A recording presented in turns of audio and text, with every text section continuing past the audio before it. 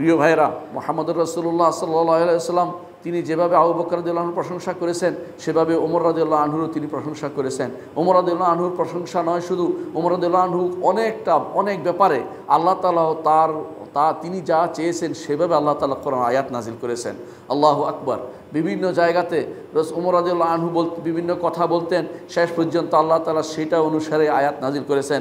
এর মধ্যে তিনি বলেছেন, নিজেই বলেছেন ওমর রাদিয়াল্লাহু আনহু, তিনি বলছেন ওয়াফাকতু রাব্বি ফি সালাত, আমি আমার রবের ব্যাপারে রবের সাথে তিনটি বিষয়ে আমি একমত হইতে পেরেছি, অর্থাৎ আমি চেয়েছি, আমার রব সেই অনুসারে আয়াত নাজিল করেছেন।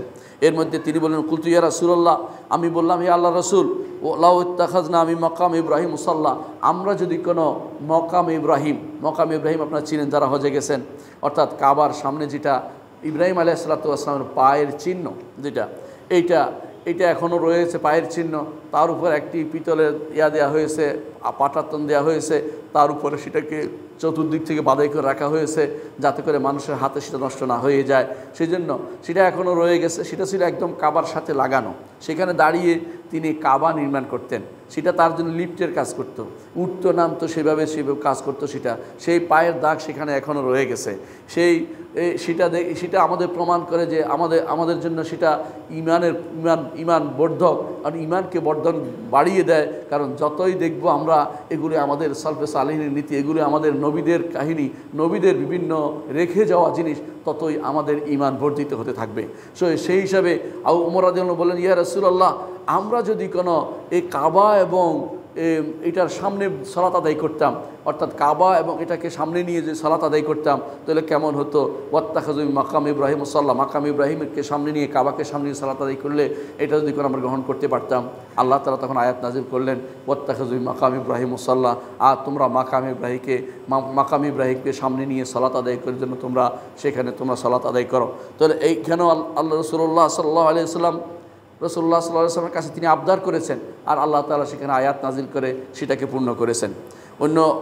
ওই একই হাদিসের তখন ওমর রাদিয়াল্লাহু আনহু বলেন ওয়াকুলতু ইয়া রাসূলুল্লাহ, আর আমি বললাম হে আল্লাহ রসুল, ইয়াদখুলু আলা নিসাইকাল বারর ওয়াল ফাজির, নেককার বদকার আপনার স্ত্রীদের কাছে মাঝে মধ্যে যায়। এটা তো ঠিক না, সবাই তো স্ত্রীদের কাছে যাইতে পারে না। যদি আপনার স্ত্রীদেরকে বলতেন যে পর্দা অবলম্বন করতে, তখনও পর্দার আয়াত নাজিল হয়নি। ফানাজালাত আয়াতুল হিজাব, তখন পর্দার আয়াত নাজিল হয়েছে। কি নাজিল হয়েছে?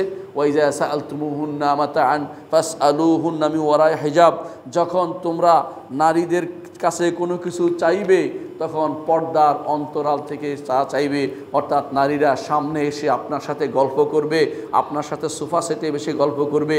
এইটা রাসূলুল্লাহ সাল্লাল্লাহু আলাইহি ওয়াসাল্লাম নয়, আল্লাহ স্বয়ং কোরআনের আয়াত নাজিল করে আমাদেরকে সেটা থেকে বিরত থাকতে বলেছে। কিন্তু আমাদের সমাজ এমন হয়ে গেছে, কেউ বাসায় গেল, তাকে দেখতে আসলো না, কথা বলতে আসলো না, তার সাথে সোফা সেটে এসে আলাপ করলো না, গল্প করলো না, এটা তার জন্য অনেকের কাছে এটা কষ্টকর থেকে। আল্লাহ এবং তার রসুলকে যে ব্যক্তি ভালোবাসে, কোরআন এবং সুন্নাহকে যে ব্যক্তি ভালোবাসে, এবং যে ব্যক্তি ঈমানকে ভালোবাসে, দ্বীনকে ভালোবাসে, সে ব্যক্তি এটা কখনো কষ্টকর মনে করবে না, বরং সে মনে করবে, আল্লাহ তাআলা বলেছেন যখন তুমি ঘরে কাউকে পাবে না তখন সেখানে প্রবেশ করবে না। যেমন মুহাম্মদুর রাসূলুল্লাহ সাল্লাল্লাহু আলাইহি ওয়াসাল্লাম বলেছেন, মা খালা রাজুলুম বিমরাতিন ইল্লা ওয়াশ-শাইতানু সালিসুহুমা, যখনই একজন নারী একজন পুরুষের সাথে একান্তে হয়, তৃতীয় জন হয় সেখানে শয়তান। সেটা লিপ্ত হতে পারে, সেটা অন্য কোনো জায়গায় হতে পারে। বেশিক্ষণ সময় যদি কোনো নারী পুরুষ একসাথে বসে থাকে, সেখানে তৃতীয় জন শয়তান হবেই হবে, কোনো সন্দেহ নেই। যারা এর বিপরীতটা চিন্তা করে তারা নিঃসন্দেহে তারা বিভ্রান্তিতে রয়েছে। অবশ্যই সেখানে তৃতীয় জন শয়তান আসবেই এবং তার মনে বিভিন্ন রকমের কথা উকিঝুঁকি দিবে। এই জন্য ওমর রাদিয়াল্লাহু আনহু বললেন যে ইয়া রাসূলুল্লাহ, আপনি যদি আপনার স্ত্রীদেরকে বলতেন যে হিজাব যদি নাজিল হতো, অর্থাৎ পর্দা যদি আয়াত নাজিল হতো, আল্লাহ তাআলার পক্ষ থেকে পর্দার আয়াত নাজিল হয়েছে, এবং সেটা তার স্ত্রীদের জন্য খাস নয়, বরং সেটা সমস্ত উম্মতের সমস্ত নারীদের জন্য সেটা খাস। এবং সেটাকে আল্লাহ তাআলা কোরআনে কারীমে অন্যত্র বলেছেন, ওয়াকারনা ফি বুয়ুতিকুন্না ওয়ালা তাবাররাজনা তাবাররুজাল জাহিলিয়াতিল উলা, আর তোমরা তোমাদের ঘরে অবস্থান করো, জাহিলিয়াতের মতো তোমরা ঘুরে বেড়িও না। আজ তাবাররুজ ঘুরে বেড়ানো যেন নারীদের জন্য একটা মডেল হয়ে গেছে। এরা না যারা ঘুরে বেড়ায় তাদেরকে পিছনে ঘুরে বেড়াচ্ছে, যারা বেশি বেশি কথা বলে, বেশি বেশি হাসাহাসি করে মানুষের সামনে, এদেরকে মুহাম্মদুর রাসূলুল্লাহ সাল্লাল্লাহু আলাইহি ওয়াসাল্লাম জাহান্নামের নারী বলেছেন। এদেরকে আপনারা মডেল বানিয়েছেন। আর যারা ঘরে থাকে, কথা বলে না আপনার সাথে, আপনার সালামের জবাব দিতে তারা রাজি নয়। আপনার সালামের জবাব দেওয়া জরুরি নয়। অনেক সময় মানুষ গিয়ে বলে আমি তো সালাম দিলাম, উত্তর দিল না। উত্তর না দেওয়াটাই হচ্ছে নীতি। আপনার স্ত্রী আর কারো সালামের জবাব দিবে না, আপনি জবাব দিয়ে দিবেন এর পক্ষ থেকে, এটাই নিয়ম। যদি সালাম দেয়, যদি বলে আমি তো সালাম দিয়েছি, বাসাকে সালাম দিবেন, ওই সালাম দিবেন না, এটা সালাম দেওয়া জায়েজ নাই। কারণ আপনি তাকে কার সাথে কথা বলার দরকার নেই। আপনি কথা বলবেন আপনার ভাইয়ের সাথে, আপনার ভাইয়ের বউয়ের সাথে। ও কথা বলা আপনার জন্য বৈধ নয়। প্রয়োজনে একান্ত হলে কথাটা বলবেন, কিন্তু শুধু সালাম দিয়ে মন নরম করা, কাছে টানা, এটা ইসলামী শরীয়ত অনুমোদন করে না। এই জন্য শুধু শুধু সালাম দিবেন না। দরকার থাকলে, কথা বলার দরকার থাকলে, তিনি কোনো কথার দরকার থাকলে, প্রশ্ন থাকলে সালাম দিয়ে প্রশ্নের উত্তর জানতে চাইবেন, যদি কোনো অন্যভাবে জানার সুযোগ না থাকে। কিন্তু আপনি শুধু শুধু গিয়ে সালাম দিবেন, বাড়িতে সালাম পৌঁছে দেবেন, হ্যাঁ দিতে পারে, সালামের অপেক্ষায় বসে থাকবেন না যে আমার সালামের উত্তরটা আসলো কিনা, তিনি কথা কীরকম কথা বলে দেখি, তার স্বর কীরকম দেখি, এটা ইসলামী শরীয়ত অনুমোদন করে না। সুতরাং মনে রাখতে হবে, ওমর রাদিয়াল্লাহু আনহু তিনি আল্লাহর কাছে সেটা চেয়েছেন এবং রসুলের কাছে আবদার করেছেন, আর আল্লাহ তাআলা আয়াত নাজিল করে সেটাই আমাদের জন্য ফরজ করে দিয়েছেন। আর পর্দা প্রথা নয়, পর্দা হচ্ছে ফরজ, এটা আমাদের জানা উচিত। ওমর রাদিয়াল্লাহু আনহু আরও বলেন, ওয়াজতামা নিসাউন নবী সাল্লাল্লাহু আলাইহি ওয়াসাল্লাম ফিল গায়রা, আর নবী সাল্লাল্লাহু আলাইহি ওয়াসাল্লামের স্ত্রীরা একমত হয়েছে রসুলের বিরুদ্ধে। আপনারা জানেন সেই ঘটনা, লম্বা 1 মাস রাসূলুল্লাহ সাল্লাল্লাহু আলাইহি ওয়াসাল্লাম তার স্ত্রী থেকে দূরে ছিলেন। কেন? সবাই বেশি বেশি চাচ্ছিল, আমাদেরকে এত অল্প টাকা হবে না, এত এটা হবে না, ওইটা হবে না, আপনি আল্লাহ তাআলা দুনিয়া এবং আখিরাতে ধনী, আপনি আমাদেরকে বেশি বেশি দিতে পারেন, আপনি দিতে হবে। কিন্তু রাসূলুল্লাহ সাল্লাল্লাহু আলাইহি ওয়াসাল্লাম তিনি তাদেরকে দুনিয়া দিয়ে তাদেরকে বেশি দুনিয়ার মুখী করতে চাইলেন না। তিনি চাইলেন যে আমার এই অবস্থা, হাতে পয়সা নেই, 2 মাস আমার চুলায় আগুন জ্বলে না, এই অবস্থায় কারা আমার সাথে অবস্থান করতে চায় তাদেরও পরীক্ষা হয়ে যাক। মুহাম্মদুর রাসূলুল্লাহ সাল্লাল্লাহু আলাইহি ওয়াসাল্লাম সে অবস্থায় তিনি অনেক দিন দূরে অবস্থান করলেন। 1 মাস পরে তিনি নেমে প্রথমেই আয়েশা রাদিয়াল্লাহু আনহাকে তিনি বিশেষভাবে জিজ্ঞাসা করলেন, আমি তোমাকে একটি প্রস্তাব দিচ্ছি, এই প্রস্তাব তুমি আগে তুমি ঘরে গিয়ে পিতামাতার সাথে আলোচনা করে তারপর উত্তর দিবে, আমি চাই তুমি নিজে নিজে উত্তর না দাও। তিনি তখন আয়াত পড়লেন, সেই আয়াতে উল্লেখ আছে যে তোমরা যদি কোনো চলে যেতে চাও আমার নবীর অবস্থা দেখে, আর্থিক অনটন দেখে, তাহলে চলে যেতে পারো। আসা রব্বুহু ইন তাল্লাকাকুন্না আন ইউবদিলাহু আজওয়াজান খায়রাম মিনকুন্না, তোমরা যদি কোনো চলে যেতে চাও চলে যাও, আমার নবীকে আল্লাহ তাআলা অবশ্যই বিয়ে করিয়ে দিবেন তোমাদের থেকে আরও উত্তম, যারা এই অবস্থায় নবীর অবস্থায় খুশি থাকবে। তো যখন আয়েশা রাদিয়াল্লাহু আনহা সেটা শুনলেন, তিনি বললেন যে এই বিষয়ে আমি আমার পিতামাতার কাছে কোনো পরামর্শের প্রয়োজন নেই, আমি আমার নবীকে ভালোবাসি, এই নবী যে অবস্থা সেই অবস্থাকে ভালোবাসি, আমার কোনো পরামর্শের প্রয়োজন নেই। এবার নবীর প্রত্যেক স্ত্রী মুহাম্মদুর রাসূলুল্লাহ সাল্লাল্লাহু আলাইহি ওয়াসাল্লামকে ভালোবেসেছেন। তারা কেউ এই অবস্থা থেকে মুক্তি হতে চান নাই, যে আমরা আরও বেশি সম্পদ দরকার সেটা তিনি চান নাই। রাসূলুল্লাহ সাল্লাল্লাহু আলাইহি ওয়াসাল্লামের এই দ্বীন অবস্থাকে তারা মেনে নিয়েছেন, এই অর্থহীন অবস্থাকে, অবর্ধকহীন অবস্থাকে তারা মেনে নিয়ে রসুলের সাথে সারা জীবন যাপন করেছেন। আল্লাহ তাআলা এই জন্য কোরআনে কারিমে তাদের পুরস্কারও ঘোষণা করেছেন, বলেছেন যে এদেরকে আর আপনি তালাকও দিতে পারবেন না, এদেরকে আপনি পরিবর্তন করতে পারবেন না। তাদের জন্য স্পেশাল ঘোষণা এসেছে এবং তাদেরকে আল্লাহ রাসূল সাল্লাল্লাহু আলাইহি ওয়াসাল্লাম এবং তাদেরকে কোরআনে কারিমে আল্লাহ তাআলা কোরআনে কারিমে আমাদের জন্য মা হিসাবে ঘোষণা করে দিয়েছেন। ও আজওয়াজুহু উম্মাহাতুহুম, তার স্ত্রীরা হচ্ছে তোমাদের মা, অর্থাৎ আমাদের মা, মুমিন পুরুষদের মা বলে ঘোষণা করা হয়েছে। অর্থাৎ আমাদের মা হচ্ছেন আয়েশা রাদিয়াল্লাহু আনহা, আমাদের মা হচ্ছেন খাদিজা, আমাদের মা হচ্ছেন রসুলের স্ত্রীরা হচ্ছেন আমাদের মা। এই নবীর স্ত্রীরা যখন একবার, আমরা যেটা বলছিলাম, যখন তারা একটা ধর্মঘট করে বসলো যে আমাদেরকে পয়সা বেশি দিতে হবে, আমাদেরকে এই করতে হবে সেই করতে হবে, ওমর রাদিয়াল্লাহু আনহু ঢুকে বললেন যে তার কন্যাও কিন্তু রসুলের স্ত্রী, আপনারা জানেন। তিনি বললেন যে ইয়া রাসূলুল্লাহ, আপনি এদের ব্যাপারে কোনো পরোয়া করবেন না, এরা বেশি চাচ্ছে এই পরোয়া করবেন না, ওদের গায়রাতের ব্যাপারটা আপনি দেখবেন না, তো কি করবেন? বলে আপনি এদের ব্যাপারটি কোনো দেখার প্রয়োজন নেই, তো কি করতে হবে? বলে আপনি এদেরকে তালাক দিয়ে দেন, আল্লাহ তাআলা আপনাকে আরও উত্তম স্ত্রী মিলিয়ে দিবেন। আল্লাহ তাআলা আয়াত নাজিল করলেন, আসা রব্বুহু ইন তাল্লাকাকুন্না আন ইউবদিলাহু আজওয়াজান খায়রাম মিনকুন্না, আল্লাহ যদি হে নবী আপনি যদি তালাক দিয়ে দেন, আল্লাহ এর থেকে উত্তম স্ত্রী আপনাকে মিলিয়ে দেবে। এই 3টি জায়গায় সরাসরি উমর ইবনুল খাত্তাব রাদিয়াল্লাহু আনহু যা চেয়েছেন তাই আল্লাহর পক্ষ থেকে নাজিল হয়েছে কোরআনে কারীমে, এবং কিয়ামত পর্যন্ত সেগুলি তিলাওয়াত করা হবে। এটা হচ্ছে ওমর ইবনুল খাত্তাব রাদিয়াল্লাহু আনহুর বিশেষ বৈশিষ্ট্য, যেগুলো আমরা অনেকেই জানি না। আরও একটি হাদিসে আমরা দেখতে পাই, এটা বাদেও এই তিনটি ওমর ইবনুল খাত্তাব একটি হাদিসে বলেছেন যে আমি আমার রবের সাথে 3 বিষয়ে একমত হয়েছিলাম। আগে আমি যা চেয়েছি আমার রব তাই নাজিল করেছেন, কিন্তু এর বাইরেও আরও আছে। ওমর সিয়ুতি রহমতুল্লাহ আলাইহি বৃষ্টির মতো উল্লেখ করেছেন যে ওমর রাদিয়াল্লাহু আনহু যা যা চেয়েছেন পরবর্তী তাই নাজিল হয়েছে।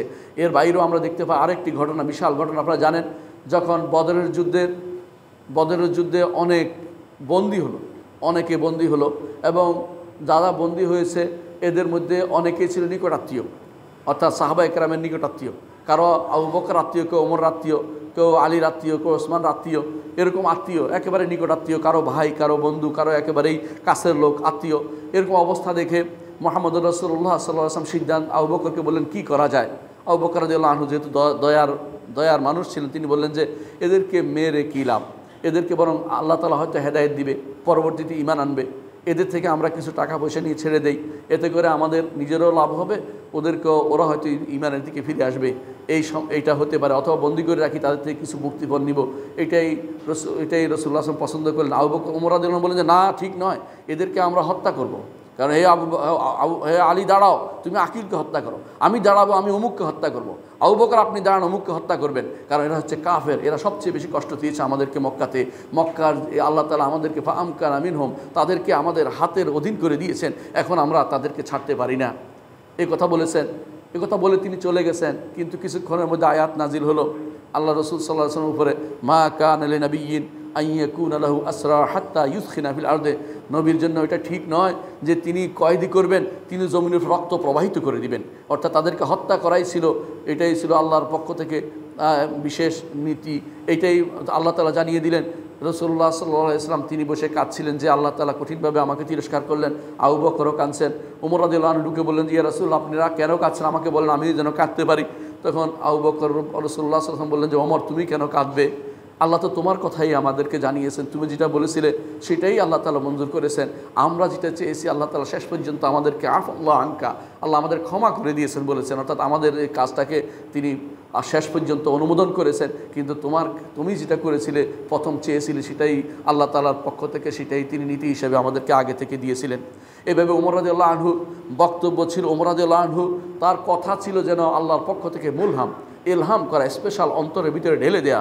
এই জন্য অন্য এক হাদিসে আছে, রাসূলুল্লাহ সাল্লাল্লাহু আলাইহি ওয়াসাল্লাম বলেছেন, লাউ কানা বা'দি নাবিয়্যুন লাকানা ওমর ইবনুল খাত্তাব রাদিয়াল্লাহু আনহু, যদি আমার পরে কোনো নবী হতো তাহলে সেটা হয়তো ওমর ইবনুল খাত্তাব। এবং তিনি আরও বলেছেন, লাকাদ কানা ফিমা ক্বাবলাকুম মিনাল উমামি মুহাদ্দাথুন, তোমাদের আগে যারা ছিল, যে সমস্ত জাতি ছিল, তাদের মধ্যে অনেকের কাছে আল্লাহ তাআলা ইলহাম করতেন, অনেকের কাছে আল্লাহ তাআলা জানিয়ে দিতেন ঘটনার কী সমস্যার সমাধান হতে পারে, তারা আল্লাহ তাআলা বিশেষভাবে তার অন্তরে ঢেলে দিতেন। তারপর তিনি বলেছেন, ফাইয়া কুফি উম্মতি আহাদুন ফাইন্না ওমর, যদি আমার উম্মতের মধ্যে, রাসূলুল্লাহ সাল্লাল্লাহু আলাইহি ওয়াসাল্লাম বলছেন, আমার উম্মতের মধ্যে যদি এরকম কেউ থাকে, এরকম হয়ে থাকে, তাহলে সে হচ্ছে ওমর ইবনুল খাত্তাব রাদিয়াল্লাহু আনহু। রাসূলুল্লাহ সাল্লাল্লাহু আলাইহি ওয়াসাল্লাম আরও বলেছেন, ইন্নাল্লাহা জাআলা আল হক আলা লিসান ওমর ওয়া কলবিহি, আল্লাহ তাআলা হককে ওমরের জিহ্বাতে রেখেছেন এবং তার অন্তরে রেখেছেন, অর্থাৎ তার অন্তরের মধ্যে হক প্রবেশ করে আর জিহ্বা দিয়ে হক শুধুমাত্র বের হয়। এটা হচ্ছে ওমর ইবনুল খাত্তাব রাদিয়াল্লাহু আনহুর বিশেষ বৈশিষ্ট্য। ওমর ইবনুল খাত্তাব রাদিয়াল্লাহু আনহুর আরেকটি বড় বৈশিষ্ট্য আপনারা সবাই জানেন, সেটা কি? যেদিন থেকে তিনি ইসলাম গ্রহণ করেছেন সেদিন থেকে ইসলাম আজিজ হয়েছে, সম্মানিত হয়েছে। হুযায়ফা ইবনে ইয়ামান রাদিয়াল্লাহু আনহু বলেন, যাকে রাসূলুল্লাহ সাল্লাল্লাহু আলাইহি ওয়াসাল্লামের সাহেব সির, রাসূলের গোপন ভেদ যিনি জানেন, তিনি হুযায়ফা ইবনে ইয়ামান রাদিয়াল্লাহু আনহু বলছেন, লাম্মা আসলামা ওমর, যখন ওমর রাদিয়াল্লাহু ইসলাম গ্রহণ করলেন, কানাল ইসলাম কাররাজুলিল মুকবিল, ইসলাম যেন এগিয়ে আসছে, সামনে এগিয়ে আসছে, শুধু আমরা দেখতে পাচ্ছি অনবরত মানুষ ইসলামের দিকে এগিয়ে আসছে, এবং ইসলাম তখন শক্তিশালী হয়ে গেল। লা ইয়াজদাদু ইল্লা কুরবান, ইসলামের শুধু তার বাড়তি নৈকট্যই বাড়তি থাকলো। ফালাম্মা কুতিলা ওমরকে যখন হত্যা করা হলো, কাররাজুলিল মুদবির, ইসলাম হয়ে গেল পিছনের দিকে চলে যাওয়ার মতো, পিছনের দিকে চলে যাচ্ছে। লা ইয়াজদাদু ইল্লা বুরদান, ইসলামের বিভিন্ন কর্মকাণ্ড পিছনের দিকে চলে গেল। আপনারা জানেন তখন থেকে ওমর রাদিয়াল্লাহু আনহু পরে ওসমান রাদিয়াল্লাহু আনহু যখন খলিফা হলেন, তারপরে যখন তাকে হত্যা করা হলো, ইসলামের সেই ফিতনা যে শুরু হয়েছে, আজ পর্যন্ত সেই ফিতনা আর বন্ধ হয়নি। সারা দুনিয়াতে এই বিদ্রোহী, এই বাগির ফিতনা সারা দুনিয়াতে এখনও চালু রয়েছে। এখনও বিভিন্ন জায়গাতে বিভিন্ন এই দাবি ওই দাবি নিয়ে ওঠা, এটা এই ফিতনাগুলো এখনও চালু রয়েছে। আন ইবনে মাসউদ রাদিয়াল্লাহু আনহু, ইবনে মাসউদ রাদিয়াল্লাহু আনহু বলেন, তিনি বলেন, মা জিলনা আইজ্জা মুযু আসলাম ওমর, আমরা যেদিন থেকে ইসলাম গ্রহণ করেছে ওমর, সেদিন থেকে আমরা সম্মানিত হয়েছি। এটা হচ্ছে আব্দুল্লাহ ইবনে মাসউদ রাদিয়াল্লাহু আনহুর বক্তব্য। সম্মানিত মুসল্লিয়ানে কেরাম, রাসূলুল্লাহ সাল্লাল্লাহু আলাইহি ওয়াসাল্লাম স্পেশালি ওমরের রাদিয়াল্লাহু আনহুর হেদায়েতের জন্য দোয়া করেছেন। আপনারা জানেন যে রাসূলুল্লাহ সাল্লাল্লাহু আলাইহি ওয়াসাল্লাম প্রথমে দুই ওমরের জন্য দোয়া করতেন, ওমর ইবনে হিশাম এবং ওমর ইবনে খাত্তাব। তারপর যখন দেখলেন যে ওমর ইবনে হিশাম তিনি সবচেয়ে বেশি বিরোধী, তখন তিনি ওমর ইবনে খাত্তাবের জন্য দোয়া করেছেন স্পেশালি, যে আল্লাহুম্মা আইজ্জাল ইসলাম বি ওমর ইবনে খাত্তাব, আল্লাহ আপনি বিশেষ করে ওমর ইবনে খাত্তাবকে ইসলাম দিয়ে আমাদের ইসলামকে আপনি সম্মানিত করুন এবং শক্তিশালী করুন। আল্লাহর পক্ষ থেকে ওমর ইবনে খাত্তাব রাদিয়াল্লাহু আনহু ইসলাম কবুল করা গ্রহণযোগ্য হয়েছে এবং ওমর ইবনে খাত্তাব রাদিয়াল্লাহু আনহু ইসলাম গ্রহণ করেছেন। তারপর যখন তিনি ওমর ইবনে খাত্তাব রাদিয়াল্লাহু হিজরত করলেন, তখনও তার একটা বিশাল অবস্থান ছিল। হিজরতের পরে হিজরতের অবস্থা কীরকম ছিল, আলী রাদিয়াল্লাহু আনহু থেকে আমরা বর্ণনা করি। আলী রাদিয়াল্লাহু আনহু বলছেন, একজন জান্নাতি সাহাবী আরেকজন জান্নাতি সাহাবীর বর্ণনা দিচ্ছেন। আলী রাদিয়াল্লাহু আনহু বলছেন যে, মা আলিমতু আহাদান হাজারা ইল্লা মুখতাফিয়ান, আমি কাউকে জানিয়ে শুনি হিজরত করেছি এমন কাউকে দেখতে পাই না। অর্থাৎ সাহাবায়ে কেরাম বেশিরভাগই গোপনে হিজরত করে মক্কা থেকে মদিনায় গেছেন বা বিভিন্ন জায়গায় গেছেন। ইল্লা ওমর ইবনে খাত্তাব, কেবলমাত্র ওমর ইবনে খাত্তাবকে আমি দেখেছি তিনি সবাইকে জানিয়ে হিজরত করেছেন। যখন লাম্মা হাম্মা বিল হিজরা, যখন তিনি হিজরত করতে চাইলেন, তখন তিনি তার তরবারিটা কাঁধে নিলেন, তার তরবারিটা সাথে নিলেন এবং কাবার কাছে আসলেন এবং সেখানে বসা ছিল কুরাইশের নেতারা বসা ছিল। তখন তিনি আল্লাহর ঘরে তোয়াফ করলেন, 2 রাকাত সালাত আদায় করলেন। তারপর তাদের একজনের কাছে সামনে এসে বলতে থাকলেন যে, তোমাদের চেহারাগুলি বিকৃত হয়ে গেছে আমাকে দেখে কেন? তোমাদের মধ্যে কেউ যদি কোনো চায় তার মাকে সন্তান শূন্য করতে, কেউ যদি চায় যে তার সন্তানকে পিতৃশূন্য করতে, কেউ যদি চায় স্ত্রীকে বিধবা করতে, সে যেন এই উপত্যকার পরে আমার সাথে একত্রিত হয়, কারণ আমি এখনই হিজরত করতে যাচ্ছি। কেউ ভয়ে তার সামনে দাঁড়ায়নি। তিনি হচ্ছেন ওমর ইবনে খাত্তাব রাদিয়াল্লাহু আনহু। ইবনে মাসউদ রাদিয়াল্লাহু আনহু বলেন, ইসলাম ওমর রাদিয়াল্লাহু আনহু ইসলাম ছিল আমাদের জন্য ফাতহ, আমাদের জন্য বিজয়। তিনি আরও বলেছেন তার হিজরত ছিল আমাদের জন্য সাহায্য। তিনি আরও বলেন তার খেলাফত ছিল আমাদের জন্য রহমত। তারপর তিনি বলেন, ওয়ালাকাদ রাআইতুনা, আমরা আমাদের নিজেদেরকে দেখেছি। কারণ আব্দুল্লাহ ইবনে মাসউদ রাদিয়াল্লাহু আনহু ওমর ইবনে খাত্তাব রাদিয়াল্লাহু আনহুর আগেই ইসলাম গ্রহণ করেছিলেন। এজন্য তিনি বলছেন, ওয়ালাকাদ রাআইতুনা, আমি দেখেছি আমার নিজেকে, ওমা নাস্তাতি আন নুসাল্লি ইলাল বাইত নাসলা ইলাল বাইত, আমরা তা কাবাঘরের কাছে যেতে পারতাম না, এত কঠিন অবস্থা ছিল। হাত্তা আসলামা ওমর, অবশেষে ওমর রাদিয়াল্লাহু আনহু ইসলাম গ্রহণ করলেন। ফালাম্মা আসলামা ওমর, যখন ওমর ইসলাম গ্রহণ করলেন, তখন তিনি নিজে ক্ষমতা দেখিয়ে সাহস করে কাবার দিকে গেলেন। তারপর আমরা সেখানে সালাত আদায় করলাম। সুহাইব আর-রুমি রাদিয়াল্লাহু আনহু বলেন, যখন ওমর রাদিয়াল্লাহু আনহু ইসলাম গ্রহণ করলেন, তিনি ইসলাম প্রসার করলেন এবং মানুষকে স্পষ্ট জানিয়ে দিলেন যে তিনি ইসলাম গ্রহণ করেছেন। এবং তারপর আমরা আল্লাহর ঘরের চারপাশে বসলাম এবং ঘরের তোয়াফ করলাম এবং কেউ আমাদের বিরোধিতা করলে ওমর রাদিয়াল্লাহু আনহু সেখানে কঠিনভাবে তার বিরুদ্ধে দাঁড়িয়ে যেতেন। এভাবে আমরা যারা আমাদের সমস্ত হক মেরে খেয়েছে সেগুলো তিনি আমাদের ফেরত দেওয়ার ব্যবস্থা করলেন। ওমর রাদিয়াল্লাহু আনহু সেদিন তার বয়স ছিল মাত্র 27 বছর, আর কারো মত সেদিন তার বয়স ছিল 26 বছর। সম্মানিত মুসলিয়ানি کرام, ওমর ইবনে খাত্তাব রাদিয়াল্লাহু আনহু তার পুরো জীবনটা কাটিয়েছেন মুহাম্মদুর রাসূলুল্লাহ সাল্লাল্লাহু আলাইহি ওয়াসাল্লামের সাথে, এবং কি প্রতিটি যুদ্ধে তিনি তার সাথে ছিলেন। প্রতিটি যুদ্ধে, সেটা কি বদর হোক, ওহদ হোক, খন্দক হোক, প্রতিটি যুদ্ধে জীবনের শেষ মুহূর্ত পর্যন্ত মুহাম্মদুর রাসূলুল্লাহ সাল্লাল্লাহু আলাইহি ওয়াসাল্লামের সাথী তিনি ছিলেন। এবং মুহাম্মদুর রাসূলুল্লাহ সাল্লাল্লাহু আলাইহি ওয়াসাল্লাম তিনি যখন মারা যান, তিনি ওমর রাদিয়াল্লাহু আনহুর উপর সন্তুষ্ট ছিলেন। ওমর রাদিয়াল্লাহু আনহু সন্তুষ্ট ছিলেন এবং শেষ সময় পর্যন্ত ওমর রাদিয়াল্লাহু আনহু রাসূলুল্লাহ সাল্লাল্লাহু আলাইহি ওয়াসাল্লামের কাছে ছিলেন এবং সেখানে কি করতে হবে সেগুলো ওমর রাদিয়াল্লাহু আনহু নির্দেশ করে দিচ্ছিলেন। সম্মানিত মুসলিয়ানি کرام, তারপর যখন ওমর রাদিয়াল্লাহু আনহু, আবু বকর রাদিয়াল্লাহু আনহু খলিফা হলেন, ওমর রাদিয়াল্লাহু আনহু তার একজন মন্ত্রী হলেন, তার একজন পরামর্শক হলেন, তার একজন বীর সৈনিক হিসাবে তিনি জীবনযাপন করলেন।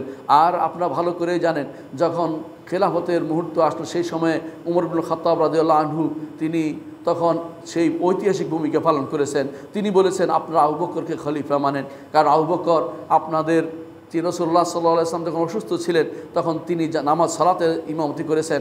এই সালাতে ইমামতি দিয়ে রসুল বুঝিয়ে দিয়েছেন যে আবু বকর তোমাদের সর্ব জায়গার ইমামতি করবেন, অর্থাৎ তিনি খলিফাতুল মুসলিমিন হবেন। সেই হিসাবে আমরা আবু বকরকে খলিফা হিসেবে ঘোষণা করতে চাই। তখন আবু বকর রাদিয়াল্লাহু আনহুর দিকে তিনি ইঙ্গিত করলেন, আর সবাই তার কথা মেনে নিয়ে আবু বকর রাদিয়াল্লাহু আনহু খলিফা বানিয়েছিলেন। এটা ওমর রাদিয়াল্লাহু আনহুর একটি এলহাম, অর্থাৎ তাকে আল্লাহর পক্ষ থেকে স্পেশালি তার অন্তরে ঢেলে দেওয়া হয়েছে যে আবু বকরকে খলিফা বানাতে হবে।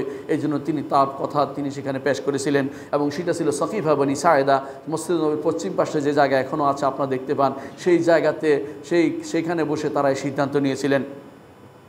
তারপর যখন আবু বকর রাদিয়াল্লাহু আনহু দুনিয়া থেকে চলে যাচ্ছিলেন, তিনি একজনকে স্পেশালি খলিফা বানিয়ে গেছেন।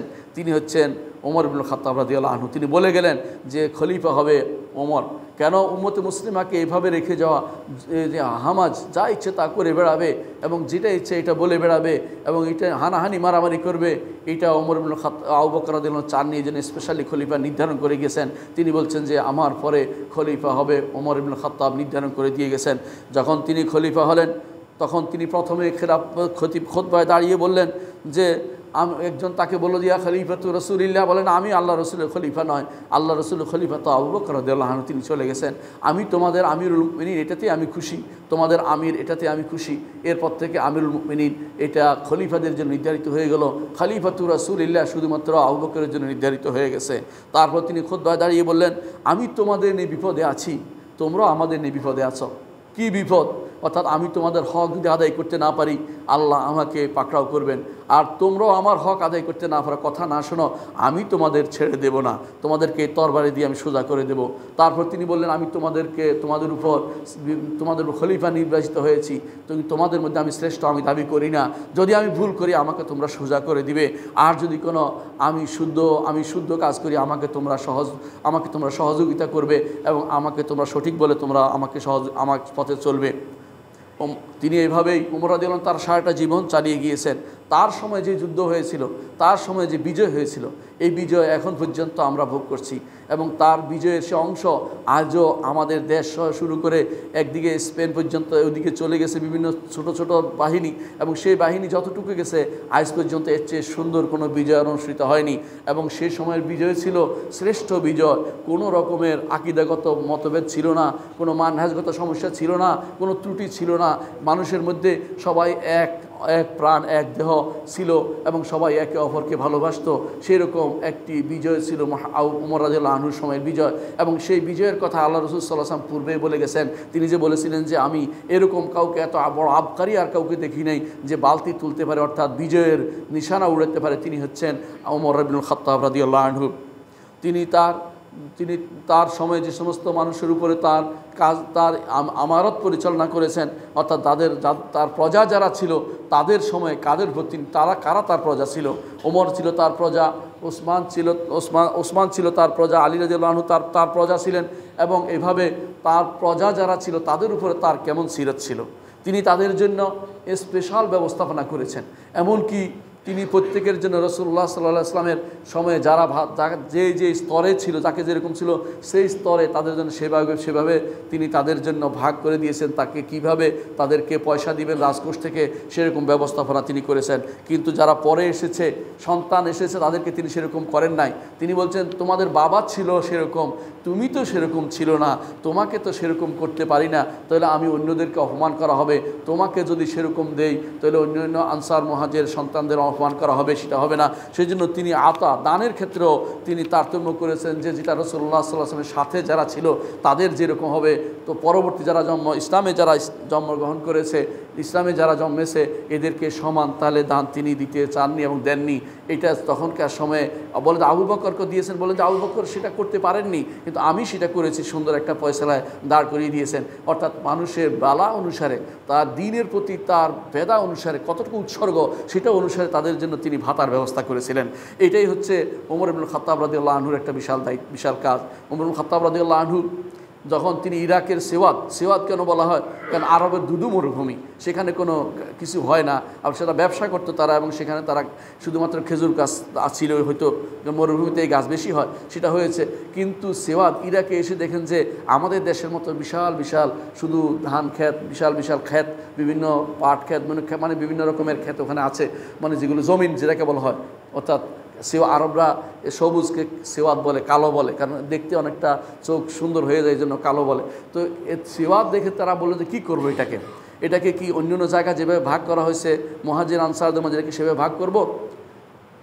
তখন বিলাল রাদিয়াল্লাহু আনহু জীবিত ছিলেন, তিনি বললেন যে ওমর ইবনে খাত্তাব আমিরুল মুমিনিন, ভাগ করে দিতে হবে, আমার অংশ আমাকে ভাগ করে দিতে হবে, মানে আমিও যুদ্ধ করেছি। তখন ওমর ইবনে খাত্তাব রাদিয়াল্লাহু আনহু বললেন যে আমি বিলালকে বুঝাও, আল্লাহ বিলালকে বুঝিয়ে দাও যে এটা ভাগ করার জিনিস না, কারণ আল্লাহ কোরআনে কারীমে ওয়াল্লাযিনা জাউ মিন বা'দিহিম, কোরআনে কারীমে সূরা হাশরের মধ্যে যাদের মুহাজির আনসারের পরও আরেকটা শ্রেণীর কথা বলেছেন, যারা পরে আসবে তাদেরকে বলছে, যারা মুহাজির আনসারদের জন্য দোয়া করবে তাদেরকে বলা হয়েছে জমি তাদের উপর থাকবে, সেখান থেকে খারাজ শুরু করা হবে, সেখান থেকে একটা বিশেষ অংশ শুরু করা হবে, জমিন থেকে তাদেরকে উৎখাত করা হবে না। এই নীতি তিনি প্রবর্তন করেন। এই নীতি আজ পর্যন্ত সারা বিশ্বে মুসলিমদের মাঝে প্রবর্তিত হয়েছে, অথচ এর আগে কোনো এলাকা দখল করলে সেই এলাকার লোকেরা তা ভাগ বটরা করে নিত। কিন্তু ওমর ইবনে খাত্তাব রাদিয়াল্লাহু আনহু বলছেন, না, তা হতে পারে না, সারা দুনিয়ার মানুষকে কি আমরা অধীন করে ফেলবো? তা নয়, সবাই তো মুসলিম, তাদেরকে তাদের জমির উপরে রাখা হবে। সেই নীতি ওমর ইবনে খাত্তাব নির্ধারণ করে দিয়েছিলেন। ওমর ইবনে খাত্তাব রাদিয়াল্লাহু আনহু খলিফা হওয়ার পরেও ব্যবসা করতেন, ব্যবসা করে তিনি চলতেন। এই কথা ইমাম ইব্রাহিম আন-নাখাই উল্লেখ করেছেন। এমনকি তিনি ব্যবসা যদি অতটুকু ব্যবসা করতেন যতটুকুর কারণ তার পরিবার চলতো, এবং যখন পরিবার সে থেকে তার জন্য পরবর্তীতে একটা ভাতা নির্ধারণ করে দেওয়া হয়। একদিন তাকে বলা হলো যে আমাদের জন্য, তার স্ত্রী বললেন যে আমাদের জন্য ও হাইস নিয়ে আসেন, যেটা খুব ভালো খাবার তখনকার দিনে। তিনি বললেন যে কোত্থেকে টাকা পেলে? বলে আপনি যা যা দিয়েছেন আমাদেরকে, যা যা সেখান থেকে কিছু কমিয়ে রেখেছিলাম, আজকে আমরা হাইস খেতে আমাদের মন ধরছে। তিনি বলেছেন, ও তাই নাকি? তারপর তিনি সেই টাকা বলে হিসাব করে সেটাকে বললেন যে ডেকে বললেন যে এখন থেকে এতটুকু করে প্রতি মাসে কম দিবে, কারণ এতটুকু আমার পরিবারে বেশি জমা করতে পেরেছে, এর অর্থ সেটার প্রয়োজন নাই, এতটুকু কম তোমরা আগামী মাস থেকে দিবে। তারপর সে টাকা তিনি রাজকোষে ফেরত দিলেন। তিনি সেই হাইস খাইলেন না এবং খাওয়ার চিন্তাও তিনি করলেন না। তিনি হচ্ছেন ওমর ইবনে খাত্তাব রাদিয়াল্লাহু আনহু। তিনি রাতের বেলা বের হতেন, আপনারা জানেন, প্রজাদের অবস্থা দেখতে, সচক্ষে দেখতে বের হতেন, এবং তিনি এটা বলতেন, যদি ফোরাতের তীরে কোনো ছাগল না খেয়ে মারা যায়, আমি ভয় করি আল্লাহ তাআলা আমাকে জিজ্ঞাসা করবেন এই ছাগলটি কেন না খেয়ে মারা গেছে। এরকম নয়, এরকম ছিলেন না তিনি যে ঘুমিয়ে থাকবেন নিজেকে নিয়ে, সেটা নয়। তিনি সারা রাত বের হতেন, বের হয়ে দেখতেন কোথায় কী অবস্থা। সেই ঘটনাগুলি আপনাদের জানা আছে। একদিন তিনি দেখেছিলেন যে এক মেয়ে তার মায়ের সাথে ঝগড়া করছে। মা বলছে দুধে পানি দাও, মেয়ে বলছে দুধে পানি দিব না। তখন কেন বলছে, বলে ওমর কি তাকিয়ে আছে নাকি? মা বলছে, বলে ওমর তাকিয়ে না থাকলে কি হচ্ছে, ওমরের রব তো দেখছেন, আমি এই কাজ করতে পারবো না। সেটা শুনে তিনি চলে গেলেন।